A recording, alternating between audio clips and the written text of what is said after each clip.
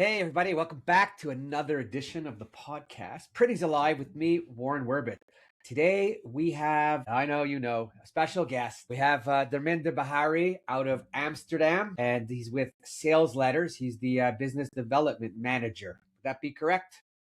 That's correct. I'm a one-man army and doing something with print. Okay. I tried to make it sound like I had a team behind you. Yeah. Well, got to make everybody bigger than they are, but he's big enough. He doesn't. I don't need to make him any bigger. I met Darminder around, I don't know how many years ago, at a Xerox Premier Partners meeting. Yep. We've been chatting ever since, and he's just really into all kinds of different things and trying whatever he could think of to be different and make things work. You've got lots of years at Xerox, at Canon, at EFI. I guess like everyone else, you've just been around the industry because that's what people do in our industry. On the OEM side, they move around. Yeah, they do. Cool. Great. So, you know what? Before I get into it, just say something. Tell us a little bit about you. Yeah, okay. Warren, thank you so much for having me in your podcast. Now, first of all, I was always fascinated by imaging technology because I still think it's magic when you make a digital image and you type in Control P or Command P and some printer or press is going to work is still magic. You know, you're still capturing history. So I've worked for many years for Xerox as a business development manager when the iGen platform was evolving and growing. That was in the early thousands. And later on I worked as a sales development manager for electronics for imaging, EU5, for the Nordics region and the Benelux. So I live in the Netherlands. I came back to Xerox and did again business development, some large accounts, Germany as well. And in the Premier Partner Network, some activities, but also managing some of the special groups. And in 2019, I decided to leave Xerox and to go for myself. And that's actually the background. Currently, I'm a one-man army, but with HDD, you have always more employees in your head than you can imagine. Hello. Hello. And so creativity is one of the things. And actually, I'm also columnist for the Dutch graphic arts magazine Print Matters. So I write every edition a 2-page column for the magazine as well. Everything about business models, value strategies, and marketing and sales. That's my sweet spot. It has a history because if I ask people, do they know the 3 major mistakes of Xerox in the marketing history? Okay, I'm not going to start because I'll get all crazy, but why don't you tell us? So I was fascinated by that. So what happened is actually when Xerox invented the Xerox copying technology in 37, Chester Carlson, and then in the 50s, 60s, they started selling copiers. And Xerox was actually, and I think the US viewers and listeners know it better than me as a European, but Xerox is actually the godfather of the subscription model. So nowadays what we know with Spotify and Apple and Amazon and you name it, Xerox is the godfather of subscription. So they made a shitload of money and created Xerox Palo Alto Research Center. Between 600 to 700 smart people were working there, and they said, you should develop the office of the future. You know, that was a simple assignment. But smart people developed many smart things, and one of them was, for example, PostScript, Adobe, Offspring, PostScript. But they invented also the computer, and they were connected with each other, and they were working on a graphic user interface, and they had a plastic device with a cable on it with 2 buttons called the mouse.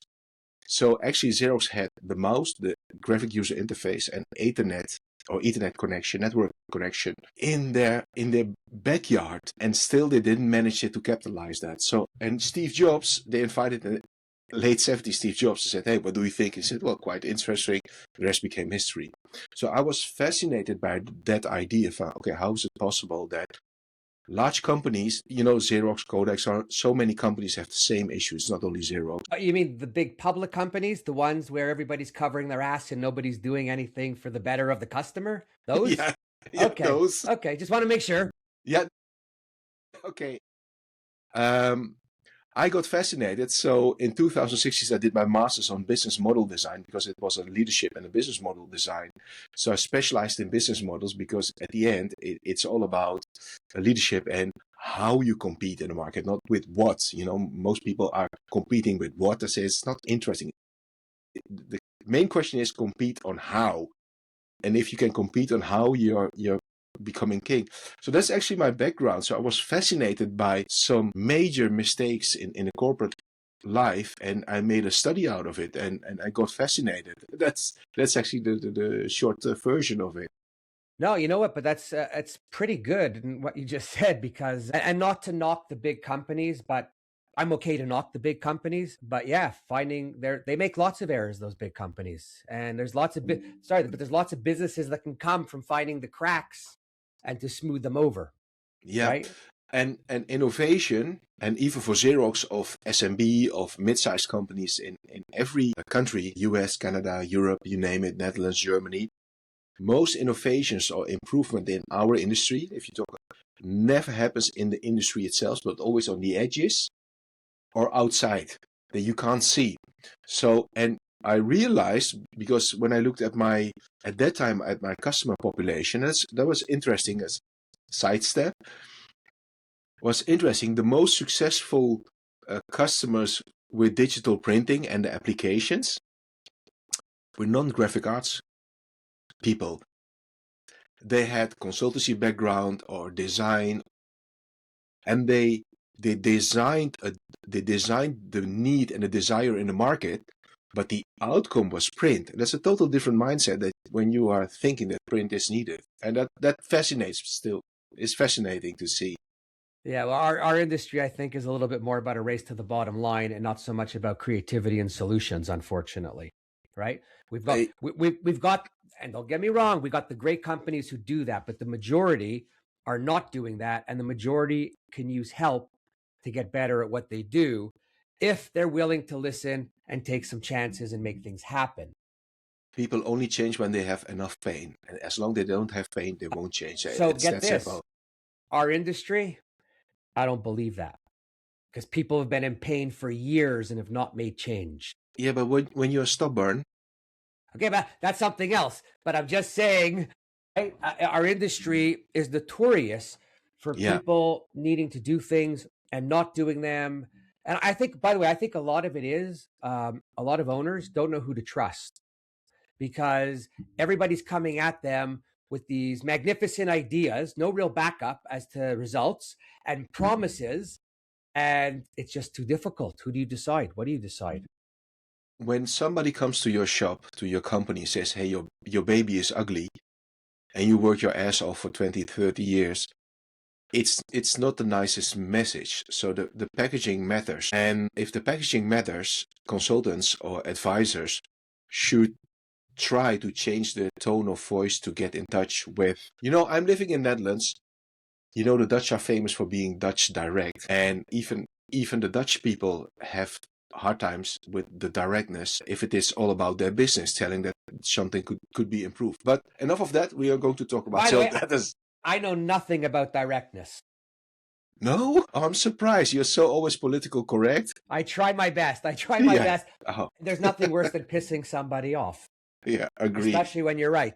Yeah, agree. Which is not So- that often. So let's get on here. Hang on. So I got to tell you, when I was talking to Darminder, the thing that really got me was what he was doing, and my jaw was basically on the floor, because I don't hear anybody ever anymore talking like this. All I hear today from people is technology, email, yeah, there's some direct mail, but this is even going rudimentary. And I don't know how to better describe it than, you've gone old school. You've gone back to doing business letters. You've gone back.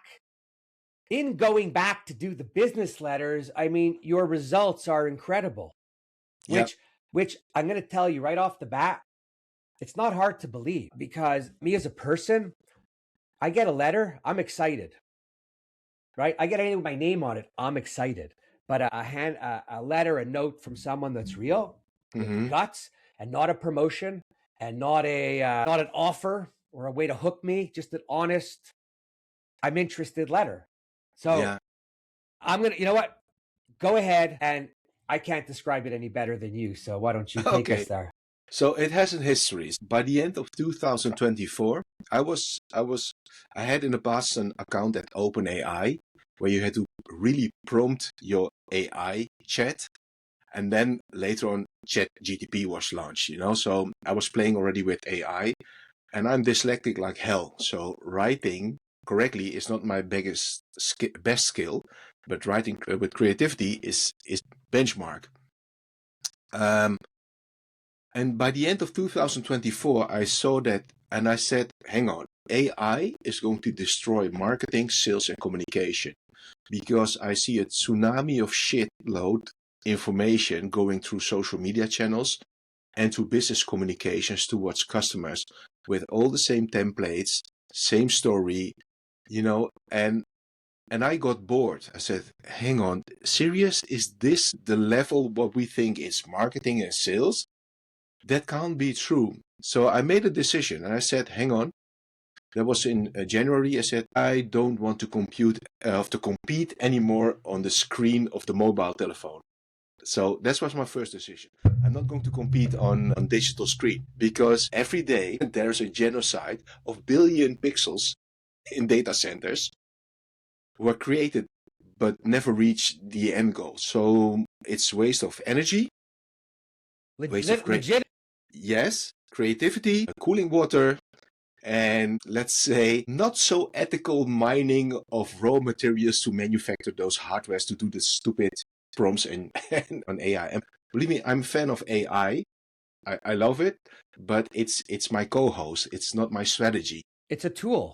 It's a tool. So you should do the mathematics in your head and use a calculator as a tool. But if you can't do the mathematics in your head and you only need to calculate it, you will lose the market. That's that simple. And so I made that decision, and I thought, okay, what I'm going to do. So I wrote in 2-3 months a program for commercial companies how to train people writing sales letters again. So the godfather of copywriting is actually direct marketing. Audience in the US know Dan Kennedy, for example, or Eugene Schwartz in the 50s and the 60s and the 70s. Those people made direct mail, copywriting massive. Those are the godfathers. If you want to learn something about marketing and sales, you have to dig into the old books backwards. So that's what I did. So I rewrote a program, and since I'm a co-host here in the Netherlands of a podcast called Sales Bosses, we interviewed more than 200 commercial directors of mid-size and large companies about their sales. So I dropped a message in the WhatsApp group. I said, hey, which knucklehead wants to test my beta program of sales letters? Feel free. It's a beta, so there will be some errors and mistakes, but it's an early customer trial acceptance. So are you in? 3 companies applied. And sorry, what kind of companies? I'm just curious if where they come from. Worldwide rubber manufacturing, for sealants manufacturing, a technical company of technical pipelines for heatings and cooling, and another was agency for human behavior. So even Cool. the human behavior, even the help other companies for influencing human behavior and to get something done needs sales too. By the way, every business is selling something, right?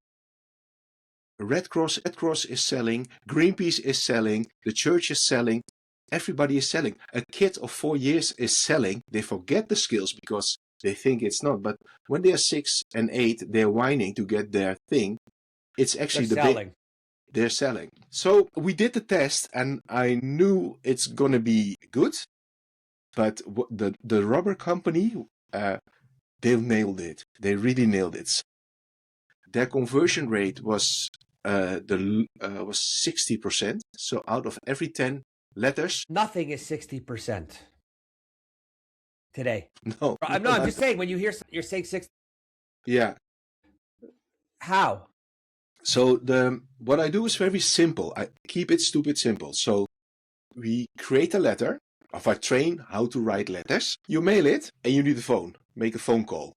That's it. Nothing else. So no email, no funnels. I still don't have my own website ready because I'm still busy making business with letters without a website. So I don't have funnel, white papers and all that shit. So I only send letters and make a phone call to the managing directors. So they're doing the same process.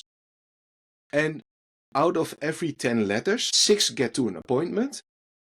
And from the 6, Three, get business. Explain. I send out a letter to a potential customer, the managing director, and in Netherlands we have. Let me grab it. It's over here somewhere in my. We do have stamps.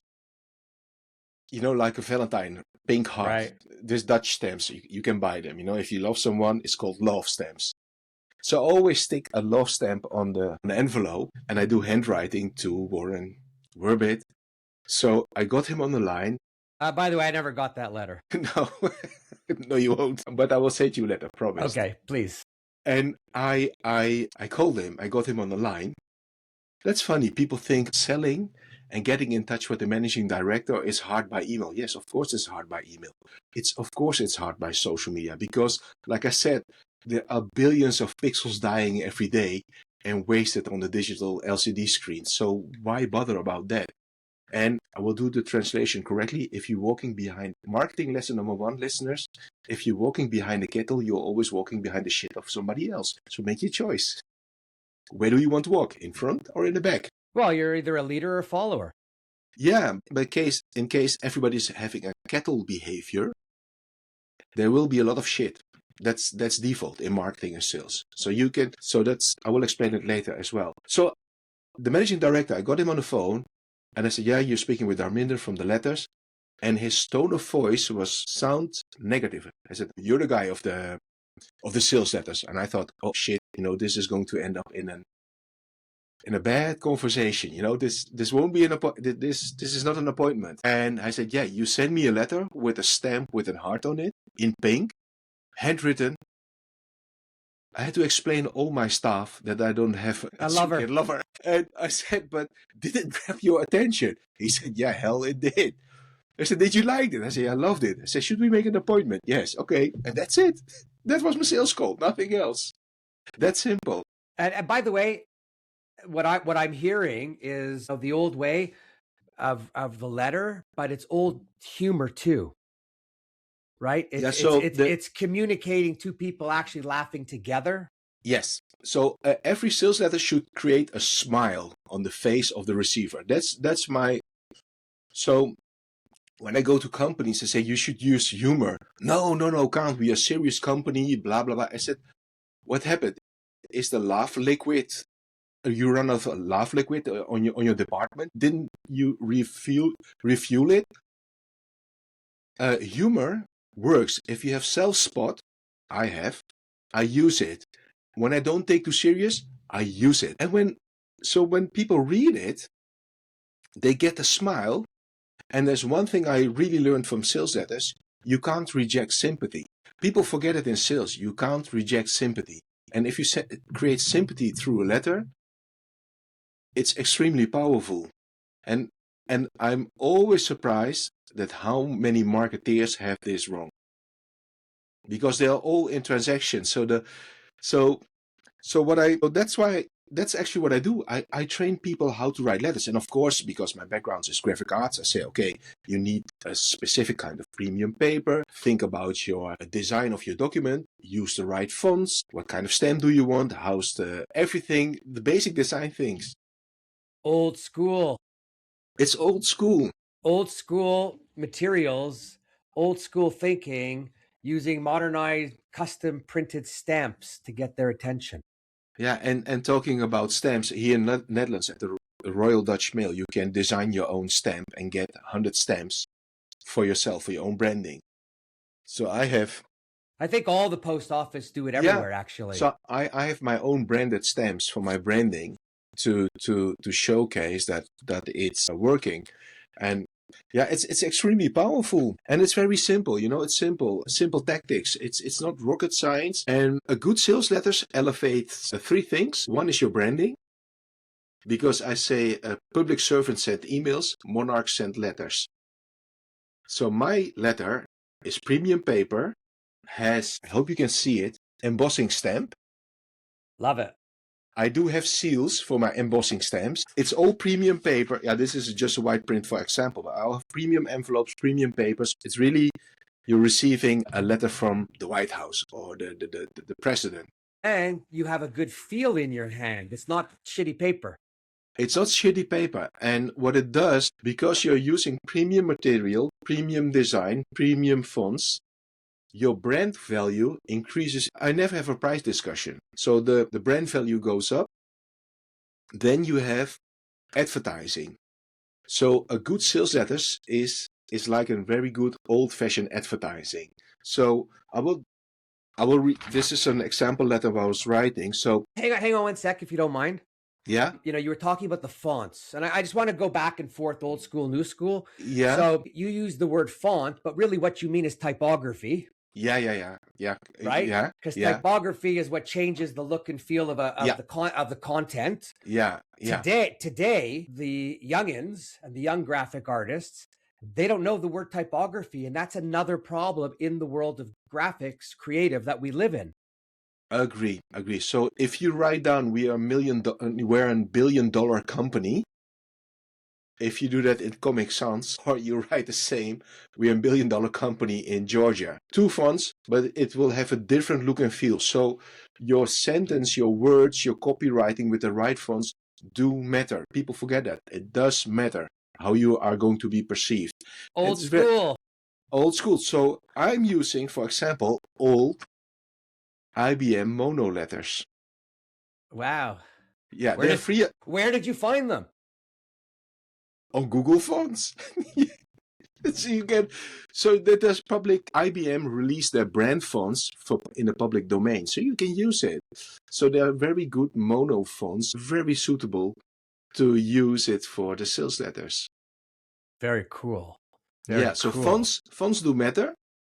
And then people ask me, oh, should we do the branding and the logo and the color? And I said, no, cut the crap. No shit. No, we are not going to do it. Everything is just black and white. No branding, just the message. Everything is a fucking distraction, nothing else. And I get always in a fight with marketing and communication because they want to have the logo, the fonts, and etc. I said, no, it's not going to happen. Those are textbook marketers who just go by what the pages say. I call them accountant marketers because they only want to manage what's on the numbers. I'm not impressed. They can only measure dashboards, not the feelings. Do you know my friend G. Rashina? You got to talk to him because he is so up on the way marketing should be done, not the way it's being done. Yeah, and so everything is black and white, so no distraction. The premium design, premium fonts. I said, okay, well, here's the letter of the monarch with an embossed label, everything. And with my fountain pen, I do my signature in green ink. That's it.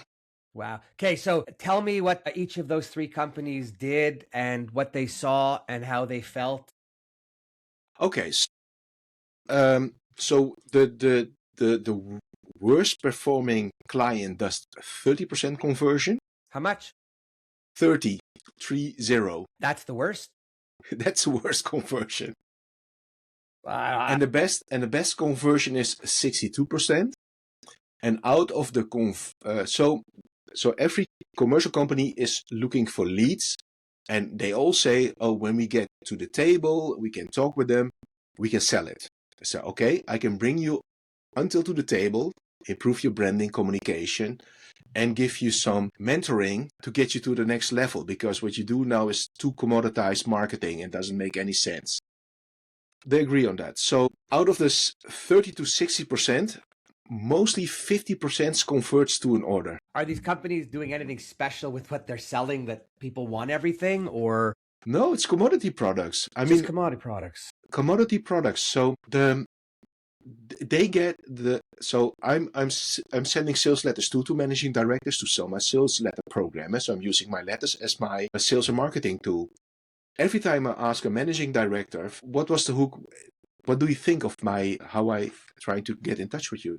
I said, well, you invested time in me and you tried something. I liked the copy and you called me. But the energy that I put in to create a letter for him is my best argument. Because lazy accountant marketers, they don't want to invest. They only want to read numbers on the dashboard.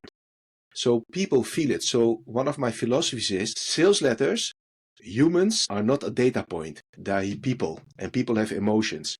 Data points doesn't have emotions. You can't read it in a dashboard. Data points is like AI. AI has no emotion. That's why people Has no are still emotion, people. has no Right? context. They pretend to have a context, but that's not true. So I forbid people to create data point approach for sales letters. I said, well, it's not going to work for your company. And I had some companies who said, okay, we are going to by ourselves. We don't need your service or your consultancy. I said, well, go ahead. So after a few weeks, I called them and they made a letter with AI. They did handwritten envelopes. Okay, I said, okay, surprise me. What's your conversion? 20, 40, 60%, to an appointment? Zero. Zero. I said, do me a favor. Can you send me the PDF of the document you send it? And I got the PDF and it was really embarrassing. All the traditional pitfalls, all the traditional mistakes, they made it. And he said, yeah, can you help me? I said, yeah, I can help you, but the price has doubled because you're using AI. It means you have to pay twice for the same proposal. So I give you an option to do it correctly. And yeah, you didn't want to listen. So have a great day. Bye. No mercy. What? No, and by the way, no one should ever have mercy on anybody for that, because people who take the time to do what they do and know what they do, yeah, it's wrong when others think they can come in and just make it happen. But you prove them wrong, right? yeah, agree. And the funny thing is, one of the reasons why it works very well, Warren, is actually quite simple. So marketing is all about a sales psychologic things, right? Today's accountant marketing and sales, looking all days to dashboards and to see how many calls you'd made, how many phone calls, visits, emails, blah, blah, blah. The metrics marketing. I call it accountant marketing. It's quantity over quality. Yeah, exactly. It's efficiency. I tell them my sales letter is not efficient, but it's unbelievable effective. So you have 100% of efficiency. I have 50% of effectiveness. So what do you want? If you want efficiency, go ahead with digital. So you have psychologic. So all the accountant marketeers, they understand logic, but they don't understand psychologic. So if you have logic, you create patterns in your marketing and sales. And patterns are easy to copy, to hijack by the competitor. So that's one of the main problems. So when your competitor is using AI, they have more budget or smarter people, they can outperform you with AI by stealing your hooks, your templates, your messages, everything. You're lost. And that's already happening right now. Even when you go to LinkedIn, to the company pages, they have the media library where you can search the company and you see all the ads and the performance. It's in public domain. So my argument is very simple to those companies. I say, okay, listen, how much do you spend in euros on digital marketing? Well, let's say 50K a year or 100,000 euros or dollars a year. I said, did you realize that every dollar or euro you spend on digital marketing, 50% of that is inspiration budget for your competitor? Interesting way to look at things. And then you see the managing director going, what do you mean? I said, well, they have AI. You're in public domain, actually, in the public controlled domain with your marketing. You're inspiring the competitor. What you're going to do or planning to do, whatever. What do you think what they will do? What did you do in the last year? Yeah, I looked at my competitor, what they're doing. So, well, 1 + 1 is 2, or it's 3 in this case. I said, so give me a very good reason why you're spending 50% of your marketing budget to inspire your competitor. Let's talk. I don't have a reason. Well, if you asked me that, in that case, I'd be sitting there going dumbfounded, like, oh boy. And then I'd probably say to you, please tell me more. Yeah. I said, okay, well, you've received my old-fashioned letter. Yeah, I did. I said, okay. Do you feel comfortable with stealth marketing? What? I said, yeah, stealth marketing. Because we are going rogue. Oh? I said, yes. Because digital marketing is visible, but good direct mail is never visible because it's not on a screen and not on the socials. Nobody sees it, but it's still happening. If you look at a charity who does all the acquisition letters or letters for funding, the charity, they still use direct mail. So I said, the good thing is when you send out sales letters to your potential customers, your competitor will never know what you're doing. And I had this theory when I started with Western Rubbers, the company. And Luke, the sales director, said, this is too psychological what you're telling me. I said, well, try it. So he had an event. It's like the Drupa for the rubber industry in Germany.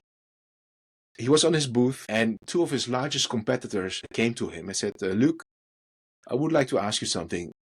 How the hell did you manage to get those two large customers? We didn't have any clue how, because we have online tools by following your social media activities, all that, but we didn't see anything. And he called me in the evening when the trade show was over. He said, Darminder, your theory was right, because we went stealth, so we are not visible for the competitor, but only for the customers. It made sense for us. Wow. So the hard reality is, the hard reality is everything you put out there is out there for everybody else to see. And AI is just making it quicker, easier. And how did ChatGPT became big? They scraped the whole internet. They used energy of a medium. I think the first ChatGPT engine used, I think it was 57 or 60 gigawatts of energy to do all the scraping and compiling all the data. So AI didn't exist it in once. They needed information, and the only information they could get for free was scraping internet, your and my data. It didn't happen suddenly. They needed input, and the input was internet. So even nowadays, marketing-driven tools with AI, I'm not so sure I would like to invest in that. I think that there are some legitimate companies that have come up with some great mechanisms to pull some data, but yeah. I have more people in my feed offering up leads, lead gen, sales, that most of it is bullshit because they're just going out and scraping LinkedIn or doing whatever.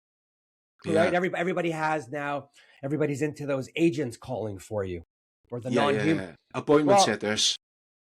How good could they really be? Because at some point, like everything else, click. You know, the agents who are selling your products for you, imagine going to a hospital. Yeah, I need surgery on my heart. Oh, well, hang on. There's someone else going to do there's an agent going to do the surgery. Well, in a few years, if you speak to Elon Musk, he's going to have a robot in there doing the surgery. But that's a little different. It's different. I will trust the robot. But yes. If it's about the foundation of your own business and your core, what you believe, never outsource it. No, for sure. Okay, so I just want to go back. So any of your customers do letters multiple times, or have they just done them once and then seen a great return? No, so we do only letters for new business, lead generation. And then, so the dwell time, so some mechanisms. So if you have a two-side letters, the average reading time depends on the speed of the person is between 3 to 4 minutes. If you realize that an average scan of a digital or a social media post is less than 5 seconds, and then swipe, means that every minute is the same like 12 social media posts. Every minute of letter reading is equal to 12 social media posts. So if they read 3 minutes, it means 36 social media posts. So if you posts, nobody ask your manager, ask somebody. Do you remember the social media post or the email that was sent 3 days ago in the afternoon? Nobody knows it. So 3 to 4 minutes for two sides.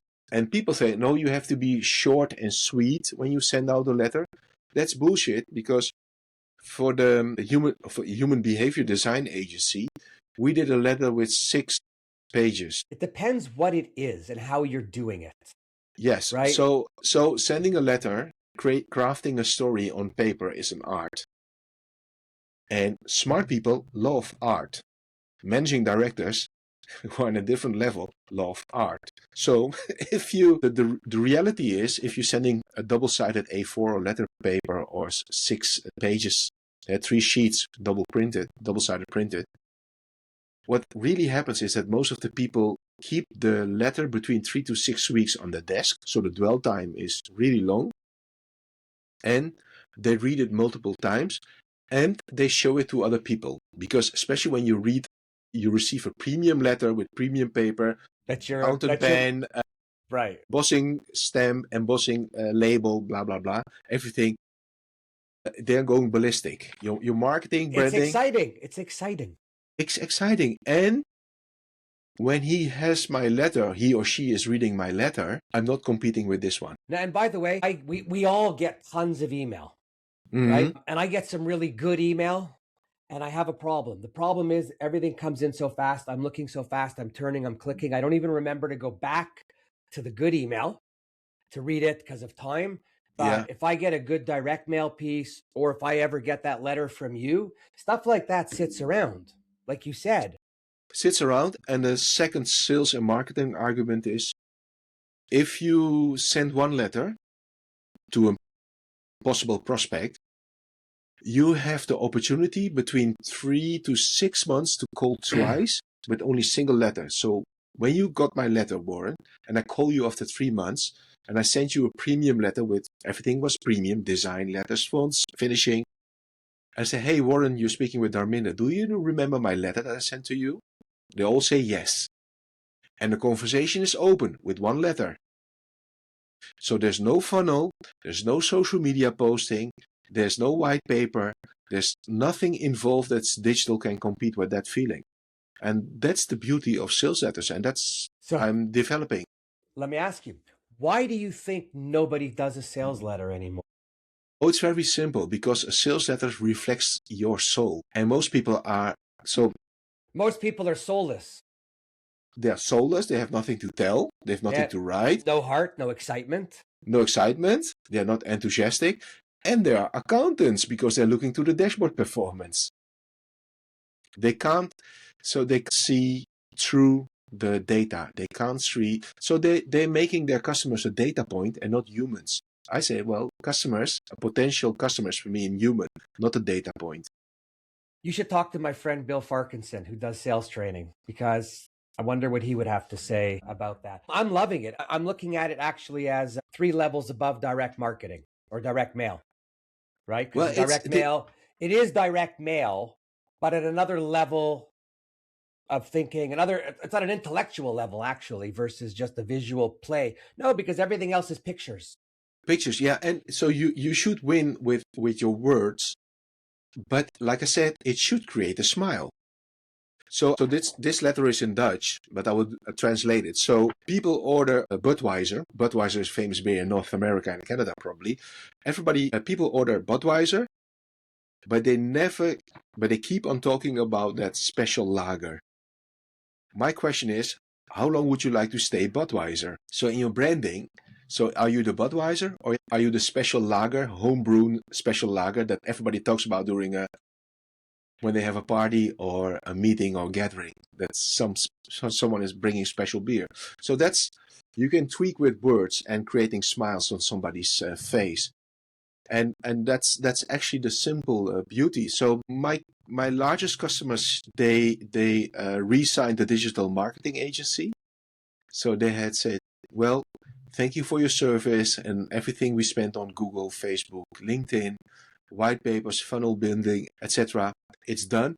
And I got a few weeks ago the biggest news of Luke, the sales director. He said, we are building a new CRM system. And Darminder, he said, you will never know what we are going to add to the CRM. I said, well, tell me. They are building a sales letter button function into their CRM so that all the salespeople worldwide can start sending letters to their customers. Wow. Because we have proven in Europe that's effective. And Warren, at the end, the only thing I do, I give you attention. Nothing else. It's not the same, but similar in that, like, with the Print Whisper shop where I'm selling sweatshirts like this, I may as well do a commercial for myself. If you're in the fishing, there's yours. Live the life of sales letters. Yeah. When I get an order, I send out a thank you card, handwritten. I'm not writing a novel because I'm not. It's just that, dear whoever, whatever, just want to really thank you for your, for purchasing something and for helping me be the company, whatever, something just homey and nice. Yeah. And funny enough, I've had people email me or even call me to say thank you for the thank you letter. That was wow. And then I'm sitting there going, oh my God, thank you for the thank you for the thank you, because I'm sitting here smiling. And all I'm doing is taking it back to a people thing, right? Because the online world of buying is great, but we all lose out on people, and we all lose out on how to talk to people. The letters Exactly. the letters bring back thinking and talking. And an average salespeople, so you shouldn't be afraid to make phone calls. So, the first question you ask, why are people not writing letters?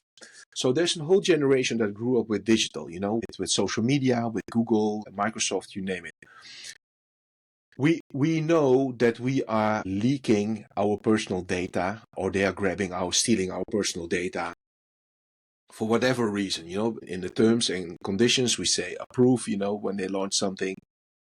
And those people say, oh, well, I know that Google or Facebook or X or LinkedIn knows something about me because they can compile data and create a profile. That's what always is happening. And they say, well, I don't care as long as it's useful for me to use the app or the platform. Okay, makes sense. But if you use the same data, you put it on a paper, you print it and send it out to him, and hey, Warren, we know that you visited on that time, that and that location, they think, oh shit, they know everything, and then they got scared. So the value of paper and data is perceived totally different than on an email or on a screen. And the other thing I found out is that some of the people find it they think too much transactional in sales and marketing. The thing they ask, can we measure what the effectiveness is? I say, yeah, you can do. Where's the dashboard? I say, you are the dashboard. Excuse me? Yeah, I say, you are the dashboard because you have to make phone calls. I say, yeah, because every letter needs to follow up. You should make a phone call, ask to the guy or to the person you sent and have open a conversation. I said, sales letters is never about, that's the, one of the key foundations is never about selling. People think that I'm writing specs, selling you a disc. No, it's all about opening dialogues. That's what I do. No sale. There's no sales. I'm opening only the dialogue. Listen, you know how many companies that do direct web to print, direct to print, print on demand, that never send anything printed correspondence with the customer? It's email. A print company not sending a thank you written or a follow-up written or anything. It's an email survey. We've lost it. So there was one company I invested a few months ago in VoIP phone, voice over IP. So I have got a fixed number with a real phone, and I'm distracting. I'm rewiring my cell phone versus a real physical phone with something to grab and to smash it on when you have a bad call. That happens. So I was looking online for a VoIP provider that can offer me the service. There was one I found. I said, okay, they have a good, the platform looks promising. I said, oh, you know what? I called them to see if I can get a subscription and to ask something. The only way I could get in touch with them was with the form. So you're selling phone lines, but the only way to get in touch was through a form. I said, this is not going to happen. So I found another one where the phone number, I said, hey, listen, this is what I need. What does it cost and how good are you? No, they said, okay, send me the contract, I will sign it, and you have a customer. It was done in 2 or 3 days. So people forget to be nice and to open dialogues. And it also matters that you need to have a certain seniority for sending letters and opening the dialogue. So when you are a junior, you can't do it. I was going to say, in sales, you're always aiming for the highest level to connect with, because when you connect up here, they send you down. Exactly. As a fisherman, I ain't going upstream. No. Okay. I want to go at the top, and I want the top to send me down. Yeah. Because no one's arguing with the top. Yeah. Agree. You're at the bottom and you want to go up. Everybody at every level wants to know what you're doing and wants to stop you and block you so they can control the scenario. Yeah. So that's why I'm always aiming for the highest person in the company. It's that simple. Old school. Everything you're saying is old school. I love it. Yeah, it's old school. So that's actually the basics of sales letters. And the reason why it works also very well, because there's a difference. So I will explain to the audience. Everybody knows a business plan and a business model. So people ask me, what's the difference? In a business plan, you're competing with what? In the business model, you're competing on how.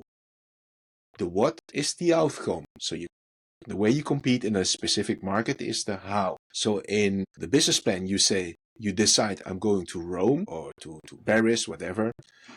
And in the business model, you say, well, I'm going to Rome or Paris by train, bike, hiking, swimming, flying. You're laying out the plan. Exactly. So what most people do in a business plan is they have a product or a service, they want to sell it, right? Because they need revenue to pay all the bills and employees and staff, blah, blah, blah. So simplified, it means I have a product or a service. I would like to exchange this with you for money. That's the basics of a business plan. When you are going to, so when I do the mentoring of the business owners on this, so well, the first thing we're going to do is talk about attractiveness. Because if you're not attractive, nobody will visit you in the bar. It's that simple. So if your business model is attractive and you're competing on the how, you will attract customers much easier. And then your sales and marketing will be easier. There's a different gameplay. So I'm playing the game of attractiveness, not of selling. I'm opening dialogues, and from the dialogues, it converts to sales. And I think it's probably a longer relationship. It's all about trust. And no, but the way you're doing it, when I say that, I mean, because the way you're doing it, you're going in firsthand with a nice, warm, emotional letter. You're getting their attention. mm-hmm. When you're going in the other way, it's just you're quoting hit and miss, right? Yes. When the person knows that you've curated something for them, that you have an interest in them, that you're thinking of them, and that it's somewhat unique, that's what they want. Otherwise, it's the dime a dozen. Yeah. Yeah. Right? Like if I'm talking to some customers and they'll ask for something, I'll say to them, like, I need 3-4 days. And they're like, well, what do you mean 3-4 days? I said, well, if you want what the other guy has, I'll give you it tomorrow. Yeah, and that's why people who do the accountant marketing and sales with the foundation of a business plan needs to do a lot of volume to get the same results. So that's why they need to send out trillions of messages, trillions of emails, trillions of social media posts to get the same amount. So the question number 2 I always get from sales directors and the managing director, how many thousand letters should they send per month and we should follow up? I said, okay, I give you 3 seconds to reframe this question and ask again, how many letters did I send it to you? Only 1. I said, okay, rethink. I said, depends on your product, service, and market. An average salespeople account manager needs to send between 15 to 30 letters a month and follow up. That's enough, probably, with the data I have right now, to achieve your end year quota per account manager. If he follows up and he's mentored well. I said that's a total different game there, because then he doesn't have to be the whole day on his mobile phone, chatting, emailing, whatever. If you want to do new business, this is the pace you need to follow. Yeah, and it's numbers. You could mail out thousands. You could have a sales team. That sales team is not reaching or following up with anywhere near right, the numbers that you sent out, which then again renders it useless if there's no follow-up. That's one. But if you are sending thousands of contact moments, you're not following up, and your product, and you're not attractive, it compounds to a pile of shit at the end. Well, that's what I'm saying. Too many numbers, not enough calls even. You forget the content, the quality of the letter you're sending. Yeah. You could only do so many at a time. Yeah. And then if you send it and you don't follow up, then it's a waste at some point because it will get lost. Yeah. And you send an envelope, you send the letter, and then you follow up. When do you follow up? So in the Netherlands, when I send the letter out, I always wait for 4 to 5 business days. And then I start making the phone calls. So I send mostly on Tuesday and Wednesday, I go to the post office, with a pile of letters. Mm-hmm. And then I send it, and then I start calling on Monday and Tuesday. That's it. And even with the high percentages, the reception that you get when you call, Mm-hmm. like what's the average? I think out of 100 letters, I didn't achieve 100 letters yet. To be funny, to achieve my financial results. That's really ridiculous. I think I get everybody on the phone, almost. I think maybe 5% not. But I see later on LinkedIn that I check my profile and everything, so I'm on the radar. Right. Yeah. But I don't. And there's a percentage of people that aren't around that aren't there also. Yeah, and right? there's always someone who is offended or didn't like it or has a bad experience with sales. So okay, and there's people who trying to be smart and who wants to play tough to get. Say, you know what? If you are playing already tough to get, I think you're not suitable for this product or service. Oh, that's funny. It's very simple. Funny you say that, because I'm working with a company now with a product that they have. Yeah. And I think I don't ever want to sell a piece of equipment because I'm a printer, but this piece of equipment I think is so amazing and beneficial that I've said to the company, and it's a young fellow, so I want to help him build his company. Said, but I'm going to reach out to owners that I know because I think it's great. And when I reach out, when I reach out to the owner, I want 10, 15 minutes because I'm not selling. I want anybody smart, if they have a need, should be able to identify the purpose. Yeah. Then I could give him 6 questions that he could answer, and you do your own ROI. There's no ROI involved here on the equipment side. Either you see it or you don't. I don't have to convince you. Yeah. And exactly. I'm hearing the people that identify those letters are the ones that identify because they're smart. The ones that are doing the questioning are looking for like a reason not to. No, and believe me, so in the 80s, return on marketing investment came in. So the accountant marketing became big. So when accountant marketing became big, suddenly everything has to be effective or efficient, ROI should be good.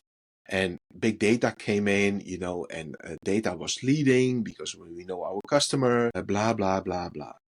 So every time when I do a keynote, I always ask the people, we've been in an era of big data, and now we're in an era of AI, right? Agree. Okay, we all agree. Raise your hand if big data made you healthier, richer, less trouble, better career, everything got better. Raise your hand. Nobody's raising their hand. I said, it's made it more complicated. Yeah, I said, it made your life complicated, more controllable, and you didn't get richer and healthier. Your prosperity, where's your prosperity? I said, and now you're telling me that AI and big data is going to save our business. How? And that opens always a discussion, because data is always information from the past. It's never from the future. So you can predict something, what is true, but data has always a blind spot.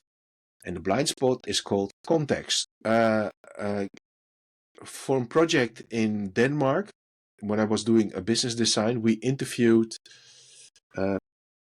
patients with diabetics.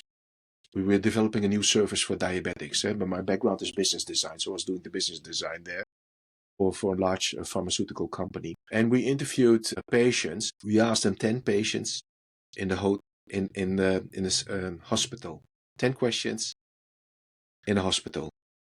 The same questions, 10 questions we asked them in a private space when they were at home. Same questions, different data context, total different answers. So context does matters. And that's people in sales and marketing are always forgetting when and how is the context and what's happening. And if you can control the context for the moment of 3-4 minutes, you're king. Because you're not competing with the letter with the mobile phone or digital media. There's no distraction. And I'll ask them, I said, when do you read? I said, most of the time when I grab a cup of coffee or tea, I pay attention to it. So there's really that 3-4 minutes when you have full attention of the decision maker. So if you're a knucklehead and you spoil it with AI, with a template text, don't do it. By the way, if you have AI, there's no reason for a template. You should make them all custom, and you should be good enough to, teach the AI a certain way that you want it to do. Like, you have to, everything requires an effort and a thought, right? You're not just going into AI and saying, okay, write me a letter. The more information you're going to put in about what you want and how you want it and the details and, the level of interaction and even what typography to use. Yeah, and here's the sweet spot for the audience, the printers, the companies in US and Canada who are watching this. When By I the way, go they're in, global. I like to think we're global. Okay, global, and the people from Mars, you're welcome. So every time when I go to let's say, young company, there's always a young marketeer, totally digital savvy, blah. And I said, well, yeah, we're going to do sales letters on 210 by 279 millimeters, equivalent the letter size in the US. Oh, is that the new iPad Pro size? So there's a whole generation of young people Dum-dums. who no, but they never received They don't know. or wrote. They never received or wrote a love letter. So they are doing everything with texting, with messaging, so they don't have an history. So imagine if your parents met each other with Tinder or WhatsApp. They pass away. Where is their heritage of love? Where are you going to find them? Are you going to find any love letters? Are you going to find a book? You won't find anything. So letters is all about creating memories. I don't even think people are using love letters anymore. They're using AI to create love songs. Yeah. And they're sending the song, right? It's a whole different, it's agreed. So the opportunity for the companies who are sales and marketing savvy start re-educating the young marketeers that there is a whole new world of print possible for their business. And that has all to do with education, because they are so digital savvy, they don't know what paper can do for them. Yeah, no, I think they're getting a little better. I think they're getting a little better because I think a lot of people are getting tired of all the digital. Yes. It's tiring. Like, you're on it all day if you're on screens. When you go home, you got your TV, you got your phone. You don't want to take the phone at home. It's just everywhere you look. You go to the restaurant now, it's a menu, like a digital, like we're getting just bombarded with this stuff. Well, there's a certain fatigue. And like I said, when I speak to managing director, they say, well, I spoke to a marketing agency. They said, well, we have to do marketing qualified leads, outbound, inbound, qualification. They stack and they pile all kind of digital marketing phrases. And he is 45 years. He said, listen, I've been spending in the last 5 years shitload of money on digital marketing. And it didn't change. And you, agency or platform, promised me always two things. We care about our customers, we listen to your needs, and that's why we improved our services or platform. The reality is, you're going to pay more money to get less results because they want more money from you. That's what they're doing. Yeah. So when I show him the letter, I sent him a letter, I made a phone call, I did an appointment, and he realized, hang on, the effort, and this guy, Indian-looking guy who's living in Holland, is selling me sales letters with less effort, creating sympathy. He has a good story, and the only thing I ask, is this something that your team needs too? No, you know what? Honestly, it's so simple. Yeah, it is simple. No, it's so simple, so easy that some people just can't even grasp it. That's right? What I. So we did. It was October last year. We had an event. It's called Marketeers of the Future. So there were 160 marketeers during this event. It was a whole day, and I had a keynote as well. And I think I had 50, 60 marketeers in my keynote session. Young marketeers, they couldn't. They keep asking questions about, okay, and some of them got inspired, and that's the fun part. After the event, some of the marketeers wrote me a letter. I said, you inspired me to rethink our marketing strategy, and that's why I'm sending you also a letter that I have found the guts to rethink and do it on paper back again. Love it. Okay.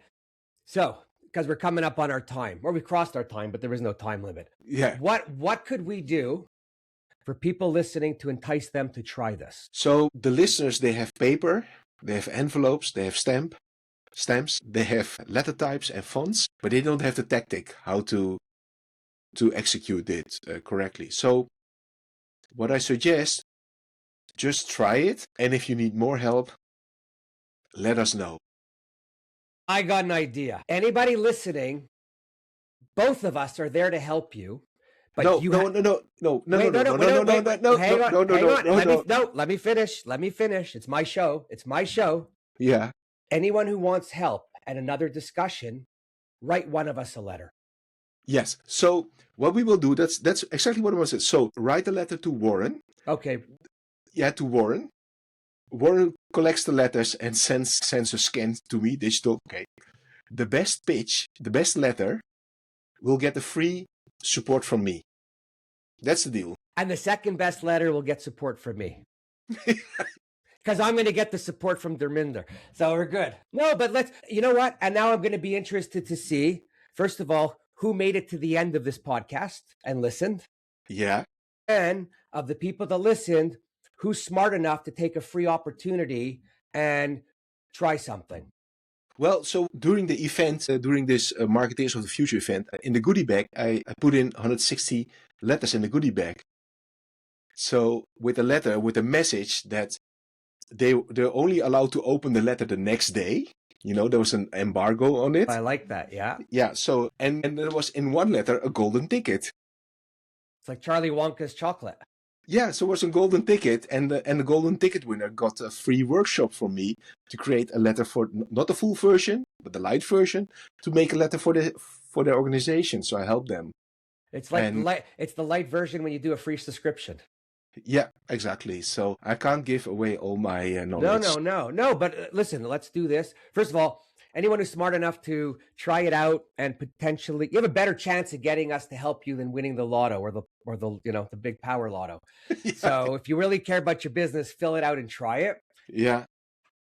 I'd like to come back after and talk about how many letters we got, talk about the letters that we got, the type of letters that they were, and maybe we could have you critique a couple of them for pointers. Yes, of course. We will give them positive feedback in the next episode, without naming and shaming, but about, okay, this is the type of message we got, design, paper type, quality, so I do have now a certain golden standard developed by sending all the letters, what works and does. And yeah, it's really fun. And talking about creating value. So when I speak to managing directors, and they say, okay, I will give you my business card, and people always know this size of a business card, right? The default size that's universal. So I ask my friends I redesigned my business card. Mm-hmm. I redesigned my business card to a new size and format. And the people of Fujifilm is no sponsoring, but I know the people of Fujifilm very well in Europe. I said, hey, can you print my business card for me on your new toner devices with 6 colors? So they ended up with making a business card with 7 colors for me. So with 7 colors. So my new business card is like a banknote. It's That's so 7 cool. colors. That's and my card was printed on a Fuji press too. That's so funny. Yeah, so I have the pink, I have the violet, I do have the orange. Love it. And with fine design, because I know the engines very well, because I worked for Xerox and Fiery, so I know what technology-wise can do. So I made up a banknote design. So I have a pile of banknote business cards that I'm giving away. And during that marketing event, that's really funny. So I posted my banknote that I've designed, this new banknote, and there were some people, I will meet you during the event. Can you take one example for me, please? Marketing isn't expensive. It shouldn't be complex. Keep it simple, stupid. Listen, I'll give you simple, stupid, and it's and real life. So the t-shirt business that I'm in, I was at the last Printing United when I just put the store up, and I went there and I had printed these cards, right? Yeah. Just QR code, whatever. I was leaving them on the floor I was leaving them on tables. I was leaving them on chairs. I was leaving them everywhere. And when I got home, or a week later, I get an order of 6 t-shirts from a lady who, when I got the order, I was so excited that they ordered 6 t-shirts. I was freaking out, but I actually picked up the phone and I called her. Okay. Right. And I'm like, listen, I said, Kim, I just got to tell you, oh my God, you made my day. I'm so excited. You bought so many shirts. Thank you. I have to call my friend now and tell him he's number 2 because you bought more than him. And, it was all great conversation. And then I said to her, so how did you come to the site? Yeah. Because I'm just doing it organically. I haven't done any paid promotion. And this is actually what killed me. Okay. And if anyone's listening, like an owner, you should listen. She said, I could not attend Printing United, so I sent 2 people. That in itself got me so excited because they're only a shop of 6 or 7 or 8 people. And she said 2. Yeah. Right. And she'd been there. She said, and when they came back, somebody picked your card up somewhere, said, you got to check it out. Because I was changing my shirt every 90 minutes at the show. And she went online and boom. So I said to her, so marketing does work. And she Marketing said, yes. does work. This cost me nothing to print. No, exactly. There's some noise in the line on your microphone, Warren. Did you notice that or not? No, I don't hear it, but I don't hear it. Okay. Okay. No, anyways, sorry, we're coming to an end because we're about an hour and a quarter. Yeah. And if my experience with you is we could talk for 3 hours and not end, and it goes on. So we're going to end it now. Right? Yeah. And be grateful for the people that listen this far. We will come back and do another episode on this topic when we get your letters. Yes. So we will do a topic, and I'm from a marketing and commercial perspective. Please let Warren on that side, whatever side he is on the screen, let him know if you are interested in really want to do something with sales letters too, because it could be very interesting for Warren and for me to develop a program for the US and the Canadian audience as well. Because I think in the US and Canada, you have a better opportunity because in Europe, we are full digital savvy, blah, blah, blah. But Sales Letters was founded in the US, and I think we should bring it back. I'm game. Yeah. Awesome. Okay, so Warren, thank you very much. No, thank you very much for presenting this and showing people some new thought. And I love the old school. Right? Yes. I love new school, but I love old school. Okay, so for everybody who is listening, we are most gracious and appreciative. If you like the letter thing, please do reach out. As always, if you know anyone who wants to be on the show, if you got something to say that's relevant in life, I want to hear it. Otherwise, thanks for listening. Darminder, thank you again, and we'll catch everybody on the next show. Yes, see you next time. Bye.